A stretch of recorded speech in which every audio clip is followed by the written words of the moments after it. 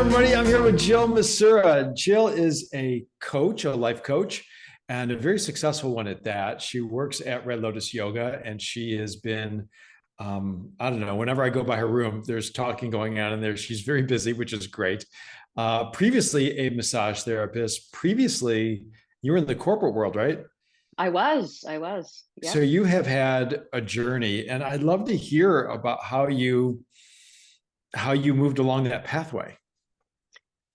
Whew. That's a long pathway, right? When we look back, I was in anticipation of this today. I was out on run this morning and thinking about it all, right? Kind of preparing for it and looking back on it, and it has really been a journey. It's hard to sum it up. Doesn't have to be summed up. We have an hour. Give me, give Yeah. me, give Oh, me like okay. All so right. you got you Well, you got out of college and did what?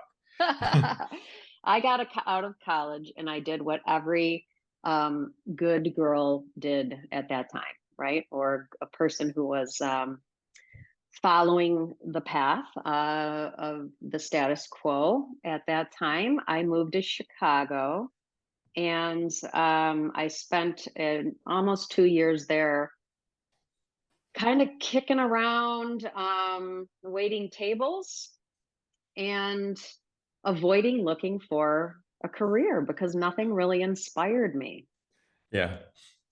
at that time. But I was self-sufficient and I was self-reliant, and that made me feel good about myself, regardless of the conflict that I was coming into with my parents at that time.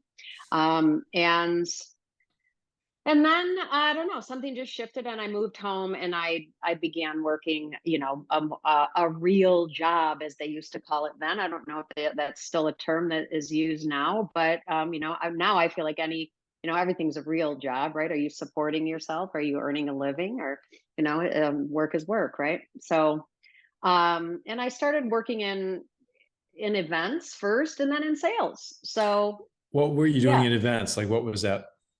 I was working actually in an odd area that you wouldn't think that events would be in, but I worked for the University of Michigan Medical Center doing the events that the medical school and the classes, the alumni association had events and things like that. And I really enjoyed that work a lot. It was Mhm. very different, it was very creative, but it took a lot of organization and helped me utilize a lot of my skills. And I really did enjoy that job. Unfortunately, it was a temporary job. It was like a contract thing. And it didn't, it only lasted a couple of years, and then we moved on for whatever reasons, and then I started working in sales. So Got it. um Now, what was your degree? yeah, What was your degree in? Where'd you go to school?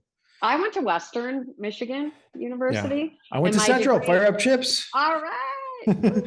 Central Are you still Michigan there? and Western were like arch rivals, and they were the biggest competitors in the Yes. Midwest Michigan area. And that's so funny.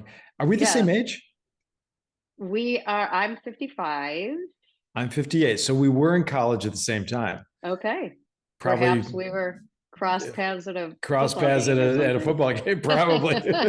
We probably did. And so you were U of M, event coordination, event planning, and you loved it. And then you went into sales. What were you selling? I did. I worked for an ad specialty company at the time, making all those logoed things back in the Yeah. day when there was no internet, right? Well, there was, but just starting out, that was just coming online. There weren't any spaces like that you could just go and have things made for you and delivered to your doorstep the next day. So, I worked at a company who did that. And there were all kinds of, account executives that worked there. And again, that was another really fun job that took a lot of creative collaboration with clients. And it was very high paced, high energy, high stress, as you can imagine. And I can. and it was when I look back on all of this with fondness. I really do. Yeah. So when you had to go like find clients, were you door knocking and cold calling and canvassing? Not at that place. I was not, but the job after that I was. So there were a Okay. lot of accounts, at the company was called CCA, at CCA. And so I just sort of moved along from being in merchandising first, and then went in and worked on, an account there, GE Capital, which was kind of a big Got account, it. right? Got it. I When I graduated college, I was knocking on doors for an office supply company, Oh selling gosh. pens and pencils and paper and office supplies and stuff like this. So it's like a very Oh. similar trajectory. It was, I Yeah. remember it fondly because I was just the cute guy, who would knock on doors and, hi, I'm Brian from Modern Office Supply. Right. The modern office supply. You may have knocked on the door of the business that I worked at. That Maybe sounds familiar to me. they That were sounds on modern Southfield office Road supply. in Yes. like Birmingham or Bingham Farms Yeah. for years. Dan Campbell was the owner, and he taught me how to shake hands and look in somebody's eye. He taught me the trick where you put your cards in your pocket a certain way so that when you reach in and pull it out and hand it to the person, it always faced them. Yeah. And there's a certain way to put it in your pocket. And he taught me all Yes. these little sales things. And I still remember all that stuff. I know. I do too. All those, the way to shake a hand, where to put a name tag at a networking event, all these little tricks that we learned that we thought were so, maybe trivial at the time, but they really do work. And They I did. They really, really lean did. into some of those still today, right? Yeah. Do That you? stuff's Yeah. just become natural. Like somebody hands me a Yes. card and they're fumbling through. I'm like, no, just let me do it. Or put this in your pocket like Let me this. show you something. Carrying on these I'm traditions. old school. I am old school. And so sales for CC. Sales for CCA, and then I worked for a hot minute at a telecom company. And there I was cold calling and knocking on doors. And that was so challenging for me. As outwardly going as I am, and as people loving as I am, I lacked the confidence at that time to do that. Yeah. I just would have rather dug ditches. Oh, yeah. It was hard. It was really hard. And What so when I was that was super short lived. Yeah, when I was in real estate, I knocked on doors and cold called like 3 to 5 hours a day, and it's a very hard thing to do. But the people that are good at it, like who can just sort of let it just Mhm. the slam doors, the get out of here, don't come back again stuff. Mm, The people that can handle that stuff and just let it sort of roll off them, yeah. that's a rare breed. Yeah, I think Yeah, so. I was that breed for a while, but then that stopped. Yeah. You really can't, you have to be in a headspace of really believing it has nothing to do with you, Yeah. like just taking yourself out of that. And I was not in that place at that time in my life. So Yeah, it's a hard place to get to. I think it is. I think it's a rare breed, Yeah. that can do that. And Hmm. it allows them to achieve a lot of what other people don't want to achieve because That's the truth. it's very uncomfortable to do.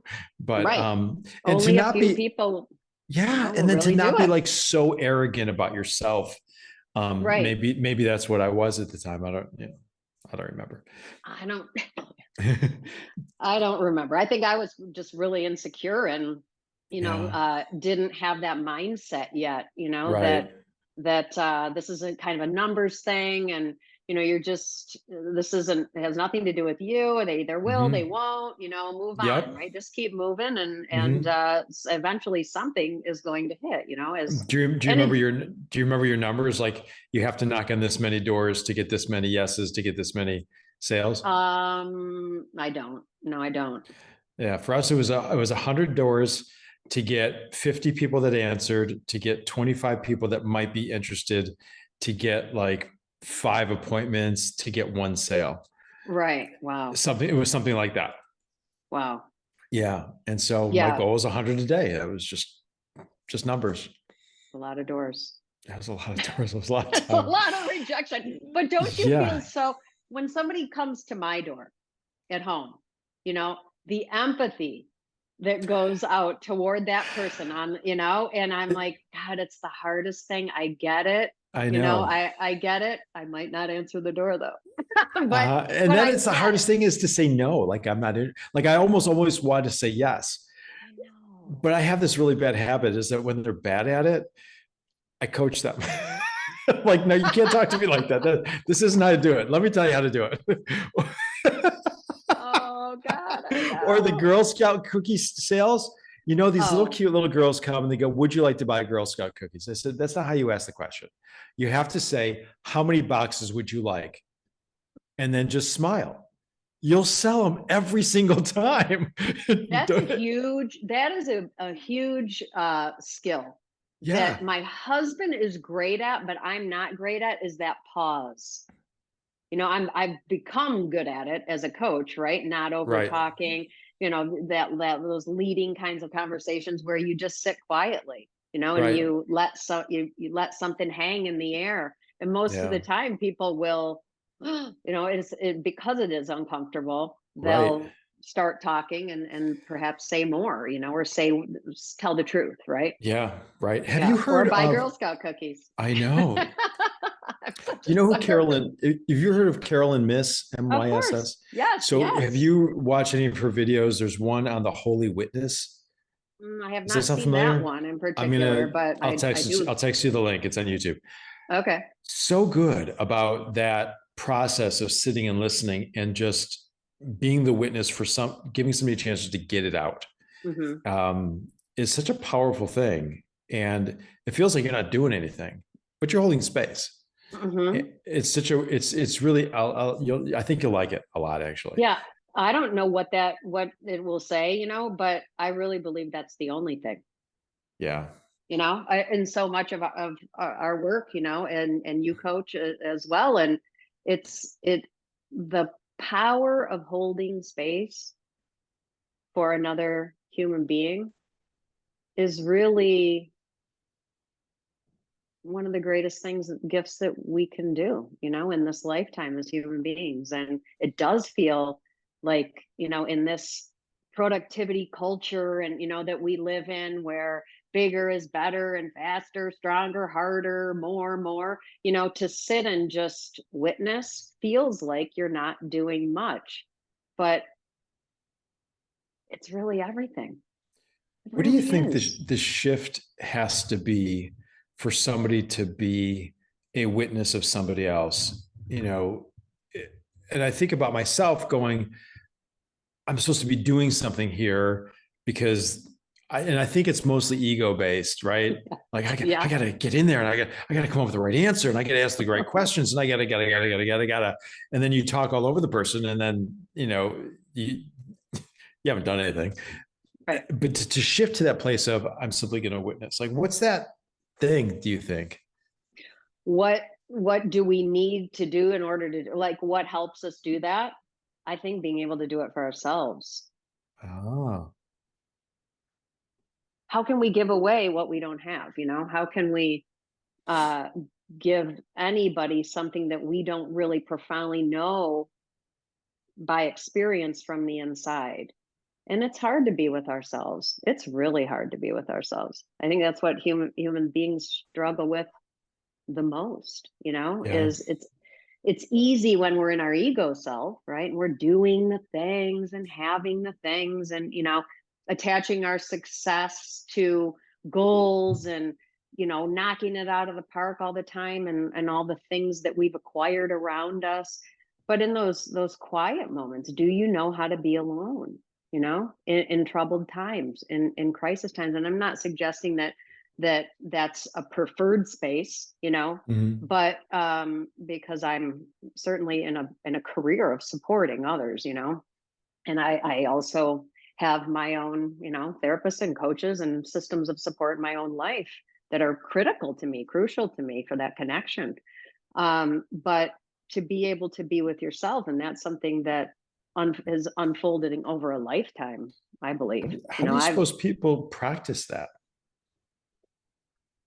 oh, I guess any system of self-awareness, lends itself to um more understanding about what it is that we're going through, from a feeling level, from a thinking level, um, and also how to, I guess, words like motivation and resilience are coming to mind right now.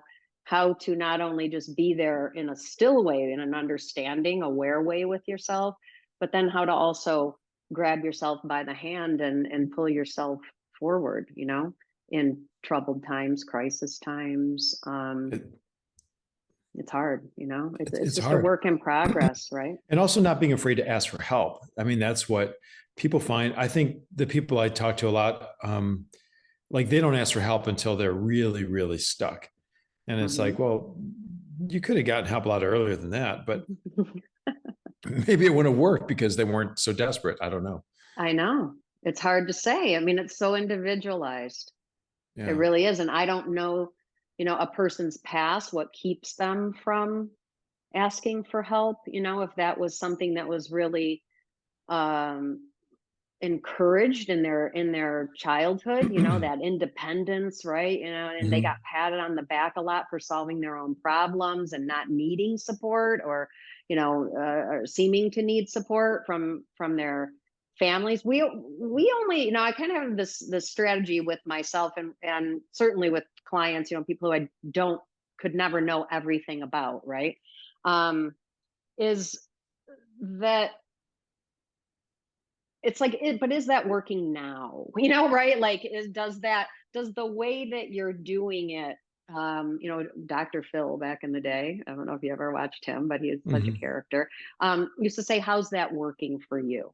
Oh, well, how's that working Mhm. for you? Kind of Yeah. in a sarcastic way, but Right. for Right. me, it's like, is that still working for you? That pattern that you learned perhaps in survival. I don't know. All I know is it's showing up as something that isn't working for you right now. And so, there we can always create something different. And that's the best news, is that we can That is. always break free from things that don't serve our lives, at this stage in the game, and Mhm. learn a different way. It is uncomfortable, it can be hard, but it's always worth it. Yeah. Well, you kind of did that. So you went from sales. Did you go directly to massage therapy after that? No, so I went from sales to being a stay-at-home mom. So I've had that Oh, experience, right. for 9 years. I was a stay-at-home mom with my kids. I was lucky enough um be able to make that work, in my Mhm. life at that time. That was something that my husband and I, when you take an income out of a household, like, how can we do it, and how will we do Sure. it? And and so I was at home for 9 years. And when my son, I'd sort of been making a promise to myself that when my son went back or started first grade, right, and was in school full time, that I would look, for the next thing, maybe go back into the workforce, and the next thing. But I had always promised myself that it would be heart centered work. That, I tell this story a lot Mhm. to clients who are in places of transition in their life, and come in kind of soul searching, like, what's the next thing for myself? I tell them, I share this story about this super simple exercise that I did. I just took a lined sheet of paper and I wrote, like, probably with a pencil, not even a pen, in the dark, like, two columns, like, dislike. And I thought about, the work, using the work experience that I had, and what was um available, to me at the time, careers that interested me. And I just started making a list, right, of interests and circumstances, that either appealed or didn't appeal to me. And the don't like list was like so long, and the like list was like this short in the beginning.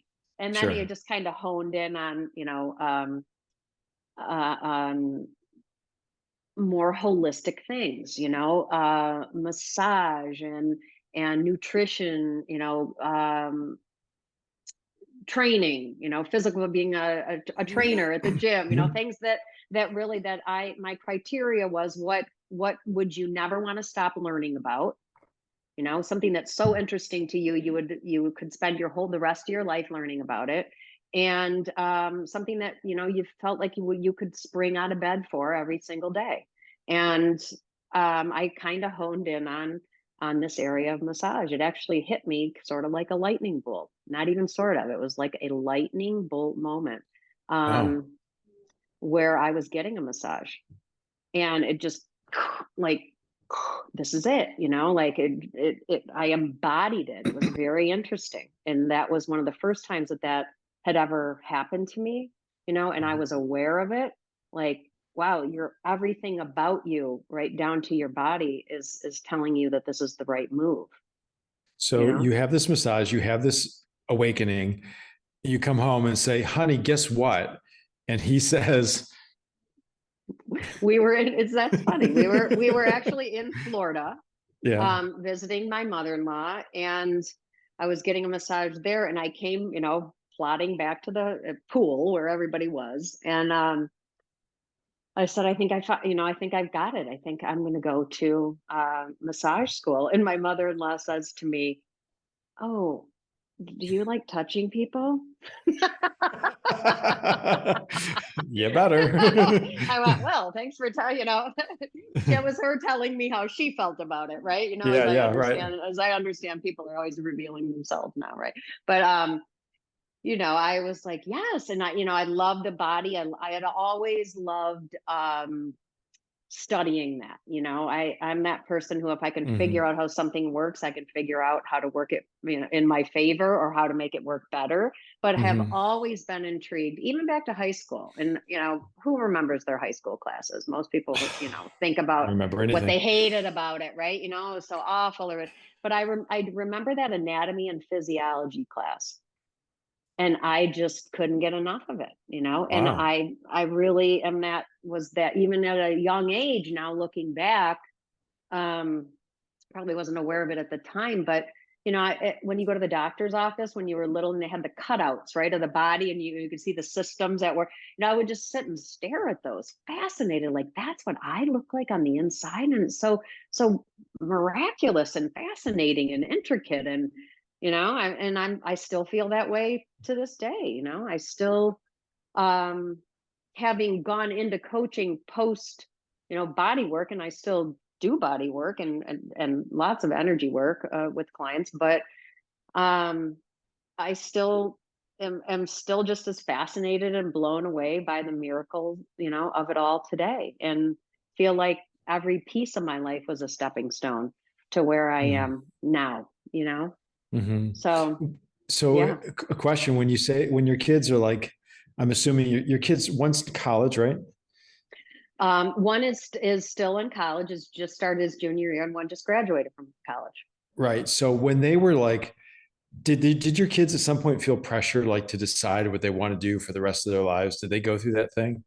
They did not, whether they felt it, I guess you'd have to ask them how much pressure they have felt. But both my husband and I kind of took that pause after college. So there was no pressure for us, because we're, realistic, that Yeah. that they needed to have a very defined path going into school. In fact, that bums me out that they make, that colleges make kids who have never spent a day outside of their, parents' home, right, in their Yeah. little town, declare majors, you know? There's that, but like I'll get high school kids who work at our desk and they are feeling this pressure, like they have to know what they want to do for the rest of their lives.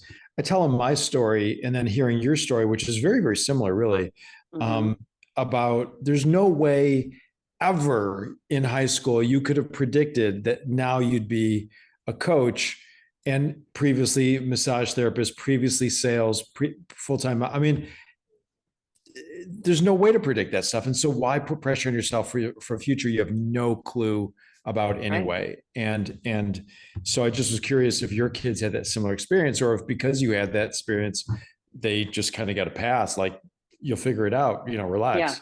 that's what they got. They That's got great. the just take the first step that feels best, Mm-hmm. is what we encourage from our kids always, Yeah. is what's this next thing, what feels right, what feels the most right now, Mm-hmm. you That's don't awesome. have to know, and you can, change it at every time, but with the information that you have now, just take the next step, Hmm. declare. So in terms of that example of them like declare, needing to declare something or define something, for Grand Valley or MSU, so then they could choose classes in that category. They were always given permission to change their mind, That's awesome to have that Yeah. freedom, because I'm sure, Yeah. look, they'll go to therapy and work out some other crap you did, but for this, No doubt. my kid too, I'm certain. But yeah, I just see these kids have such pressure, and it's like, it's like you have as much control over your future at this moment in time as you do that cloud in the sky. It's Oh, coming. isn't that true? It's coming, and there's nothing you can do about it. It's so true. And the things that impact that and affect that are, uh, I think it's good news that those are unknown to us. That shouldn't make us feel fearful or, the unknown is you're going to be empowered at that time when that happens, that thing, that mysterious thing that's going to redirect you. You're going to make that you're going to go through that same process. You're just going to make that next best choice at that time. Right. Yeah. So if you can do Yeah. that here, you can do it here, you can do it here, and that's all I think we really want to know as people is like, Right. I have the tools, to help myself, support myself, make decisions for myself, etc., at any time, no matter what. And giving them that confidence, because most kids don't have that confidence or the backing from their parents, right? Mm-hmm. Mm-hmm. Um, and it's a great gift. I mean, it's just a great gift. They always want to try to figure it all out ahead of time. It's like, you can't. Right. How could That's the you? adventure of life. But Mm-hmm. I can say that at 58. Yeah, I At know. 19, at 17, I couldn't. I I didn't know know. anything. I know. And that, I love working with teens for that reason Hmm. is because perhaps I'm delivering a message that they haven't heard yet, Yeah. in their life, or I'm just offering them another piece of another possibility, really, Right. and it feels like as a, we were talking earlier about as a coach, you feel like you have to, say something profound and impactful and, to people's lives when really sometimes the biggest, greatest impact that you can have with somebody is to just offer another, option, right? Or say Right. Right. it's okay to, you know that there's many things here that Hmm. you could do or be good at, Right. and you don't have to put pressure on yourself to define one. There could be many. you know you're just going to Hmm. pick one for now, see how long you ride it out. So Yeah. this is the longest I've ever done anything in my life, career wise. you know this Well, is the how long did longest. you do massage? So I always like stumble on the years here when I kind of, started coaching, but was still doing massage. Remember that? Sure. And I was Hmm. breaking the room down and setting it up with chairs. And, then I would break it down and put a massage table in there. And so we met each other in another lightning moment. I should share that story with you, um, about how that, you and I came to meet at a Sure. perfect time. But that was in 2000. When did you open the studio? 2003. 2009. And No, and then I moved in to here. this new space in 2009. Okay, nice. Yeah, 2009. Right. And you had been at the other one for like 8 years or something Yeah, like that seven, before, right? six. Yeah. Yep. Okay. So 2009. And then I went through coaching training like 4 years into that. Hmm. That makes sense. 4 or 5 years into that. And, immediately hung my shingle out, right, for coaching, and, but was still massaging. So, I mean, what is that? That's 14 years, Yeah, you know, that's right. I still am a licensed massage therapist. I don't do it every single day, but, so all those other jobs that we've talked about were like 2 years, 3 years, three How years, did you right? know? How did you know you were ready to transition from only massage to or towards coaching? Like, what was the thing that made you go, it's time for a shift again? That little knock, that little knock that becomes louder, that I have learned to trust like with my whole heart. But it was hard, Brian. It was really hard because it's like choosing, between like two loves, right? I still love massage, but Mm-hmm. it was hard on my body. I was starting to Yeah. feel the effects of that.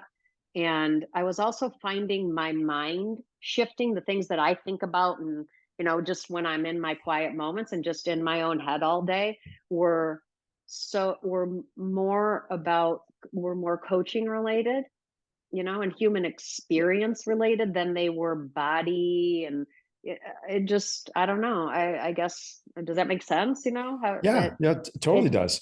I just yeah, think it that sort of there's a lot. consumed me in a different way. It consumed me and became just greater than symbol, in Yeah. my life. But it was really, really hard. And I prayed a lot about that during that time. And I just asking spirit, like, don't make me make this choice. Just, I get chills just thinking about this process. But I don't want to have to make this like a definitive choice here. Just do your thing and let this grow and let this die, Drop. drop, death. That's kind of, but, I know and what you mean. it happened just like that. It was Wow. so fascinating to sit and witness it, right? Got like, somebody would move out of town and then somebody would call for coaching. Somebody would, I don't know, they just stop coming, or, whatever. And then another person would, and it did, this just built and built and built. And I really wasn't doing that much, deliberate work at that time to, stop marketing one and really turn the heat up on the other one. It was just that process of intention over and over again. Just let this grow and let this kind of quiet down. And, until COVID hit. And, Yeah. we were forced to shut down. And at that time, I probably had a handful of people that I was still working with. And that wasn't that long ago, 3 years ago. Right. So, and then I just, said, this looks like a good time really to just kind of shutter Sure. that piece of the business. So, Got yeah. it. Got it. Mm-hmm. Because I imagine there's so many people, and I've certainly felt I've done this too, where it was like, it's time to make a change. I don't know how to do it. I don't even know what the change to, I don't have like a plan B. Like, I don't know what the next thing is, but I know that what I'm doing is no longer of service and Mm-hmm. it's time to move on. And that is a hard, hard, gut wrenching thing to just have faith that I'm supported. It'll be okay. You know, that's so hard. Yeah. For me, my situation is a little different in that the yoga studio supports my wife, my daughter, and myself. Mm-hmm. And if the yoga studio isn't here, I, I'm driving for Uber, delivering for Amazon. I don't know what to do next. Right.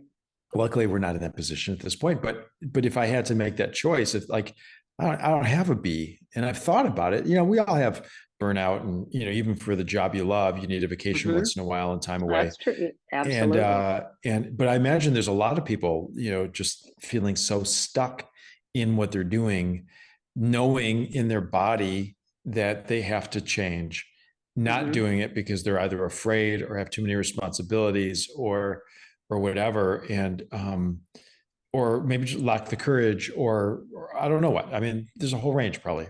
Mm-hmm. But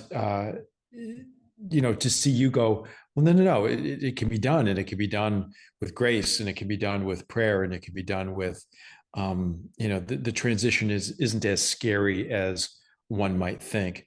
Right.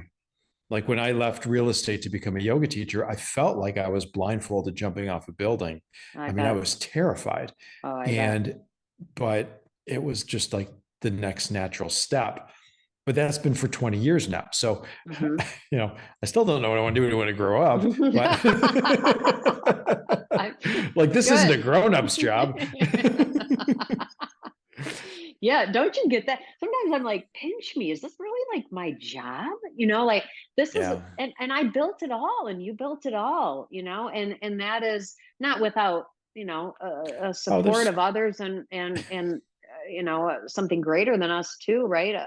That yeah, supports, but um you really can, if ever there was a time, I mean, to be living, it's this time right now where you can get famous making dumb videos. I mean, you can, there really is no limit to yeah, what you could, if you're looking to monetize a career. yeah, There's really no limit to opportunity and option. It may be out of your comfort zone. Certainly there were no life coaches when I was in high school. If I would no, have tried to declare what I'm doing for a living now, as a major, that I would have had to go into like a field of psychology or something like that, right? right, right. Um, and interestingly enough, a friend asked me that the other day, why didn't you go into that? I'm like, you Mhm. would have to understand that I was my first client. Right, I was my first and most important client, and I still am. Is that I needed to go through the journeys and the foibles and things that lessons that I learned along the way, to be where I am now. You can't, no path is linear, right? Like that. right, And right, um and I don't know if she understood that or didn't, but right. I certainly look at it and go, that this was not a path that I even really thought I'd be in, but Well, it I practically didn't exist when you first, right. coaching's a recent, what, last, I'm sure it's been around, but it's gotten really popular the last 10 years or so, Yeah, maybe. And you've been doing it for that's how many right. years? 5? Well, more than It, 5. So like 2014, 2000, so, 2000. so Yeah. 11, 11, Hmm. 10, 11, 12 years, something like that. I know that Yeah. blows me away. Wow. We can't be that Blows old. me away. You can't. How does that happen? I just felt like I was learning it yesterday. But we use also who we are and what we've learned, Yeah. along the way too, not just textbook things. I think life experience is the most valuable, Yeah, for sure. good and bad, certainly, and bad, you know. And something, that we haven't even touched on talking today is the fact that I struggled with addiction along these path, you know. Mhm. So for in these early jobs, I mean, that was something that was part of my daily life. It wasn't, I was very, very, what do they call it? Like high performance alcoholic, or no, what do they say? They say, there's a Functioning term for it. alcoholic, a High functioning, functioning. Yes, yeah, high high functioning functioning. Right. alcoholic. Yeah. Right. So, Right. You drank yes, and you that's, drank well. I drank a lot, but I always showed up for work, and I worked hard, and, work hard, play hard, right? That's still something I see on t-shirts, right? And, I didn't really let myself take a very good look at how much that was holding me back, because I felt like, look around, I've got a career, I've got a husband, I've got a great house, a great life, all the things that you would check off a list of saying, you're doing well, that person's doing well. Right. But it was the inner world, that was in shambles at that time. And I was holding it all up Sure. by putting the picture of myself in front of me and going, look, no, look at this, not this, look at Right. what I'm doing, and not Right. the other stuff. But struggling Mhm. tremendously, and I believe that was one of my biggest gifts in my life, was to go Right. through that and overcome that. And when you realized you had to start doing AA and like doing the work of staying sober, I imagine you probably had to reconstruct and look at every part of your life. Yeah. I mean, I I was mean, my first client, I yeah, really was the I still go through that fearless, whoo, it's hard sometimes, inventory of truth telling with Hmm. myself all the time. All the time, because we know when we're lying to ourselves. Yeah. We know how bad that feels Right. too. Just in And denial about it a lot. yeah, just the denial of, I know this isn't good for me when I'm doing it anyway, or I know this isn't right for me, this career, that I feel like it's run its course, but I don't know what's next. I don't know how to get there. I don't have the tools. I don't Yeah. have the tools. I had the awareness, but I didn't have the tools and lacked the support, to So what did you do? How did you get there? how did I get there? In early sobriety, you mean, or just making the choice to get sober? I Hmm. mean, Oh, for me, both. I really ran my, it took the time it took, I look back now, but I wasn't a back and forth. I just, I'm going to quit drinking for 3 months and then I'm going to start again. I didn't do that starting and stopping. I just, um, when I quit, I quit. And, that's a daily commitment now. But Yeah. when I stopped and arrived at, the end, I was really on bended knee and in a place of like full surrender. Like Hmm. I will do anything. I Yeah. had gone through all that fighting, that defensiveness, and that had been years and years of that dynamic, and I was really tired of that dynamic, even with myself. I was so fed up with my own Right. bullshit, as they say, So you got and sick so and that tired of being sick and tired, I and did. you're like, I've hit my wall. Hmm. Yeah. It's so hard I waiting for somebody to hit their wall. Oh my Whew. God. The Oh yeah, pain of watching somebody just yeah. And brush think up of how against it, but not go, all right, I'm done now. think of It's, how they feel. I can imagine. It's just, and and I have sympathy for it because I've seen it. Yeah. It's been in my family. It's been friends, all kinds of other things. And waiting for that person to go, okay, now, and it wasn't the thing that you'd expect. So I had a roommate who uh, would call periodically from jail. Hey, I got arrested for drunk driving or DUI or DWI or whatever it was. And like 2 a.m, I'm getting this phone call. He was a musician, so he's at a bar. He was out late. They served him drinks or whatever. And he'd been divorced twice and lost gigs and been in jail. None of that stopped him. And went to AA. I even went to Al-Anon with him. And then one day he was driving up north.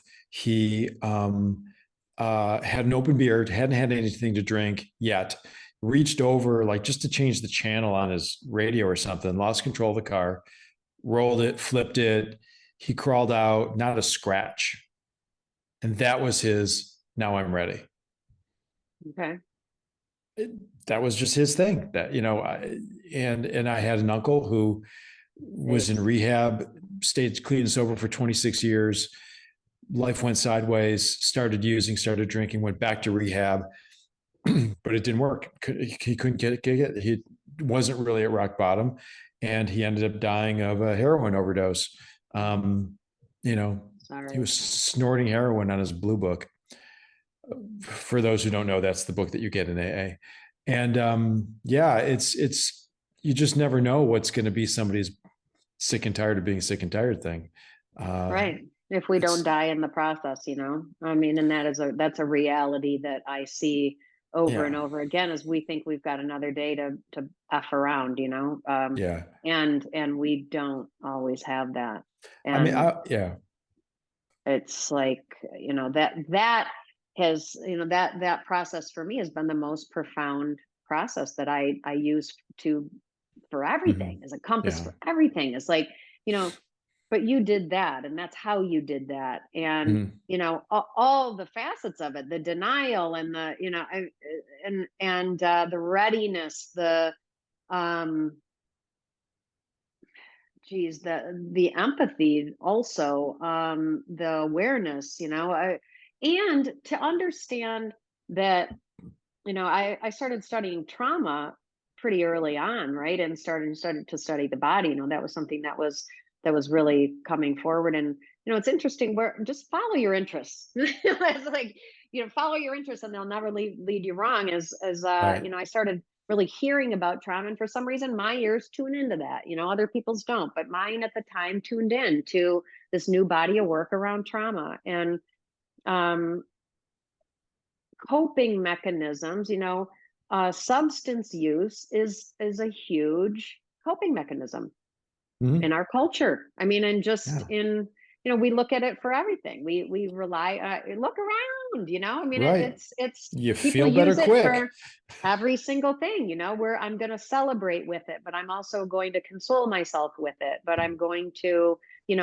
disassociate myself with it, but I'm going to connect myself with it. It's like, geez, and I certainly fell into that category of someone who used that for everything, but I used it in place of ever developing any real quality tools, of being with myself, of coping. Mhm. So I had to learn all of those. And so those are, I share that in my coaching practice with other people. Is we have to, when we feel capable and competent, whatever is coming, we say, I might not want to face it, I might not love it, but I can. Right. And Right. I learned that through, when you overcome something that you think I will never be able to quit drinking. I had that conversation with myself. The best I could ever do would be to manage it, or white knuckle, days without it and stuff. And certainly I was able to do it on behalf of, my kids when I was pregnant, right? Easily, because it was like, oh gosh, that's for the greater good of, you know, them. But what was it Right. about me? It's complex, it's complicated. We can never really look at even someone who's using it. And there's all kinds of addictions, Brian. I know you know that, right? For sure. We could um it's not just substance that people are addicted to and struggle with, Oh yeah, you could be overuse, addicted to misuse. stress, but you could be addicted to stress and adrenaline and abuse and you know, there's Yeah, a and whole range. as we're talking, an Amazon truck is pulling around, Yeah, shopping. outside the That's a window great here, right? And addiction. I'm going, that's like, it's a common one, and Yeah. it's one that, it's on the shirts and the memes and the cup Yeah, and mugs and, just one right? swipe and you So, can buy something. It's so simple. right. I mean, what, am I addicted? No, No, I'm just right? Okay, I well, need I need these things. yeah, I need these no. things. How long have you been sober now? It will be 15 years. It's awesome. September 12th. Soon. When is That's that? coming Next up. week? It's coming up. Yeah, that's My proudest accomplishment to this day. Hands down. Hands down. that's awesome. Because of what came from it, Yeah, without it, everything else would have gone to poo poo. I would have nothing that I have here Yeah, today. Nothing would be here, yeah, no, not in this way. If it was here at all, it would certainly not be in this way. And so that's, again, I was like that. Woo! My heart yeah. just skips a beat with such deep gratitude for And that. then do you celebrate? Like, all right, 15 years in, not celebrate, okay, I'm gonna now go have a drink because I did this, but celebrate like what do you do to celebrate yourself for your accomplishment? Because most people don't like to do that in a healthy Um, way, right? Like, oh, it's my birthday. I'm gonna eat crappy food, I'm gonna drink or smoke too much, I'm gonna feel like crap tomorrow, but I had a great time. yeah. Uh, That doesn't that's not really not a great way to celebrating to celebrate. me. Yeah. Mm-mm. It's like a backhanded, suffering or form of suffering or something like But that. But it's like standard protocol for most yeah, people. That's how it you is. celebrate is you Hmm. eat crappy food, you drink too much because it feels so good. Yeah. What do you do to celebrate 15 years of I don't know. sobriety? It might sound cheesy, but look around my life with Gratitude. with just the faces of the people who are Hmm. here, who I love. Certainly you're included in that. Well, Red thank you. Lotus, the community that you have created there, that I just so easily assimilated myself into. And my business, I don't know, I just look around my life, and go, wow, this is all because of this choice. Wow. And it's a That's daily awesome. choice, it's a daily choice, right? It Not is. always, it's easy, like, it's easy for me, but I don't know what's up ahead. I always remind myself of that, as I watch uh some really close friends recently go through unimaginable grief in their life. And I Yeah. I do Yeah. think to myself, would I, right? Like, Like, would but that be I'm enough to get also, me to use would again? that be enough, right? Like, what would the tipping point back be? And, we can't always know, what might tip us back. But I can't, N knowing that I've gone soberly through all of that same, a lot of that stuff, and I'm speaking about my friends, I'm like, I'm adjacent to it, I'm going through that grief too, right? Right. Right. That they are not as much because it's not, Right. my child, my spouse, but, um, you put yourself, we have a way, our mind has a way of placing ourselves there emotionally, even if it's not us, and I am a deep, deep feeling person. So, I think that that's why I drank a lot too, because I just Sure. didn't have a way to, I didn't understand that about myself at the time. I thought there was something wrong with me, and so I just kind of wanted to numb that aspect of me. Yeah, I've come Um, into contact with a lot of like high intuitives, high empaths who feel so overwhelmed and when you have a burn and you touch it against something, it's so mhm, sensitive and they feel like mhm. that emotionally all the time. They don't know how to turn it off. They have no tools. Their parents from a young age said there's something wrong with you, you're crazy. Yeah, And it's the only way they know how to deal, yeah. and that's sad because it's like it's their kryptonite, but it's also their superpower, right? Yes, it You know, is, when kept in check, right? And I think yeah, that that's why boundaries, right, that are created through self-awareness, our personal boundaries, is one of the, um, probably the place that I like to work the most with people. I love to yeah, help people develop personal awareness and growth, but also, like, what's okay with you and not okay with you in your life, and how do you feel the mhm, most safe. That's right, what boundaries are. they're right. they're a system of what do I want to say, like, asks or requests, or that come from awareness about what's okay and not okay with us, so I can feel the safest that I possibly can feel, Right. Yeah, with myself and others. there's a level of self-preservation that comes with that. And you taught There is. Kate and myself about that, dealing with a family member that we have. And it was so powerful and so beneficial. And you are really, really good at that, I got to Oh, say. thank you, Brian. So Thank if you. anyone's listening to this going, well, we have problems with a person who breaks boundaries in our family, talk to Jill. Yeah. Thank She'll you give for you some that. really good insight. Yeah. Yeah.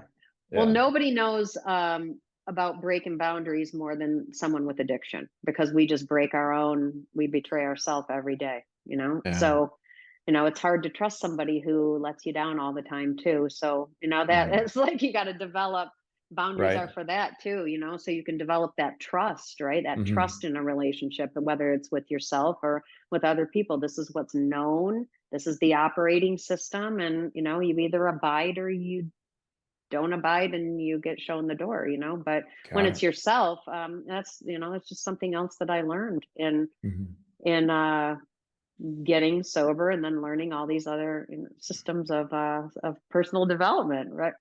Right. It's never ends. It never ends. It never ends. It's just, what's nice is that you've been there and you've done that. And as a Hmm. result, you're able to share your life experience with others to help them. And Yeah. it's, I can see the transition from massage to, in massage, you're making somebody feel good. Typically, you're helping them relieve stress, and you're helping them with flexibility and mobility, and maybe rehabilitation of some degree, or maybe Hmm. just give them a break that they desperately Yeah. need in their lives. But then, that's very one-sided. Whereas you get into coaching, and now it's very interactive, and the other person actually has to do something. Hmm. I mean, they can pay you to complain for an hour, but that's not helpful No. really. And what you want them to do is like take an active part in their healing, and Yes. you be there for them as their coach. And Hmm. it's a nice transition, like now working with people who actually want to help themselves. Hmm. Otherwise they wouldn't be there, right? Yeah. And there still are some who are, reluctant to do the work. And, while I'm empathetic to it because I get it, that it's coming from a place of fear, I'm not afraid to Mm-hmm. be very direct in my approach, because I really, the older we get, we realize that our limited time, our Yeah, that like time and energy, like what are you what waiting do you for? what are you Yeah. fucking around here for? Like Yeah. this is you get this one chance in this particular lifetime to, regardless, excuse me, regardless of how you feel about reincarnation, or that type of thing. Yeah. This one you're in right now is the only one like this. So, Right. what are you making of it, right? And Right. um we have this ability to make up all kinds of excuses and loopholes, and Right. do all this work. And at the end of the day, I just like to hover over all of that nonsense and go, did I do the best that I could Sure. today? Did I do the most with what I've been given today? Hmm. Yeah. And It's we really know the answer to that, but I'm not here to lie to myself, right? right. Right. That's good stuff. I had a Yeah. client recently who um, she has cancer and it's under control, but she has to take like maintenance drugs to maintain it. She's got a full-time Hmm. job. She's married, and she seemed like, and she just didn't seem like she was enjoying her life. She wasn't doing the things that she knows she loves to do. And I heard her story a couple times, and I finally said, the fact is you have cancer. The likelihood of you living till you're 70 or 80 is less than the average person. And she immediately goes, well, but anybody could die tomorrow. I said, yeah, but that sounds like an excuse for not living your life. What are you doing? How come you're not doing the things you love to do? How come you're not I never want to say why, like, why are you not sucking the Right. marrow out of life? Because why feels so Right. accusatory. We get so But defensive when somebody says, "Why right. aren't you?" So it's like, well, what do you want to do? Because if you do have this limitation and you don't know when it's going to be, what do you want to do with your time? Um, and I almost had to say, like, why are you wasting your time? What are you doing? Mhm. And she sat on it for a while and finally got back to me, and she said, what you said to me made so much sense. And I finally figured out a couple things. But sometimes you got to be really straight with somebody, you Yeah, know, yes. and not in a mean way, but for the sake of, skillful means of wanting them to achieve the reason they came to you, whatever the Hmm. goal was, Yeah. and kind of slap them in the face and go, well, what are you doing? Hmm. You have You know, I, bu- options. yeah, I believe that being as direct as possible is kindness. That is Yeah. love. That is compassion. To be direct. I'm not judging you when I question your motivations. I'm just asking you to take a good, clear look at it, Right. Right. You're just right? And reflecting and back. speak This is to what it, I see. This is what I see you doing. Is that right? right?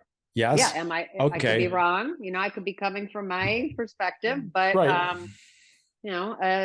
let's talk about it, because what you're saying doesn't match what you say you want. What you're doing doesn't match what it is you say you're Yeah. saying. You came to me. I Right. sometimes I'll Right. remind people of that. Like, you came to me. I didn't Right. call you saying, would you like to get into life coaching right now? You came to me because something was off or Yeah. wrong or troubling, or um how much are you willing to put into making the shifting out of that, right? Because Right. I nothing Right. feels worse as a coach than doing more lifting, and I learned that in AA. A lot of the principles of that, of the foundation of AA, are just great principles to use in life.